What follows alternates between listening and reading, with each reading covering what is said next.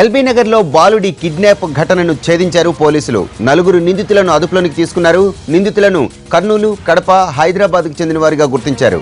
దీనికి సంబంధించిన మరిన్ని వివరాలు మా ప్రతినిధి రమేష్ వైట్లను అడిగి తెలుసుకుందాం.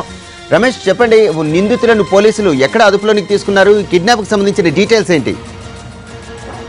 శనివారం సాయంత్రం 7 గంటల సమయంలో బబ్లు అనే 7 ఏళ్ల బాలుని 4 వ్యక్తులు కారులో కిడ్నాప్ చేశారు. అయితే కిడ్నాప్ కేసుని 4 గంటల రోజుల్లోనే పోలీసులు ఛేదించారు. అయితే కిడ్నాపర్లు బాలుని ఒక ప్రాంతాన్ని వదిలిపెట్టి తర్వాత తల్లిదండ్రులు ఫోన్ చేసి బాలుడి ప్రాంతంలో ఉండడం చెప్పడం జరిగింది.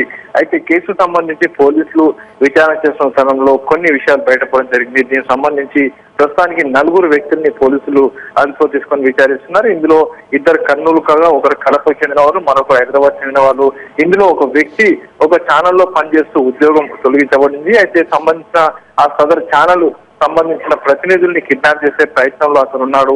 అయితే దీనికి సంబంధించి ఒకసారి అటెంప్ట్ చేయగా అది ఫెయిల్ అయింది. తర్వాత పెద్ద మొత్తంలో డబ్బులు సంపాదించిన యావతోటి 4గురితో కలిసి ఏదైతే మాజీ ఉద్యోగి ఛానల్లో పనిచేసే మాజీ ఉద్యోగి ఈ 4గురితో కలిసి ఒక గ్యాంగ్ ఏర్పడి హైదరాబాద్ నగరంలో కిడ్నాప్ పాల్పడుతున్నాడు. అయితే ప్రముఖ వ్యాపారవేత్త కొడుకుని ఎల్బీ నగర్ లో కిడ్నాప్ చేసి ₹1 కోటి వరకు డిమాండ్ చేస్తున్నారు. తర్వాత ఈ వ్యవహారం కాస్త బయటపడంతో ప్రస్తుతానికి ఆ 4గురిని కూడా పోలీసులు అదుపులో తీసుకొని విచారిస్తున్నారు. దీనికి సంబంధించి నిందితుల్ని సాయంత్రంలోగా మీడియా ముందు కూడా హాజరుపరిచే అవకాశం ఉంది.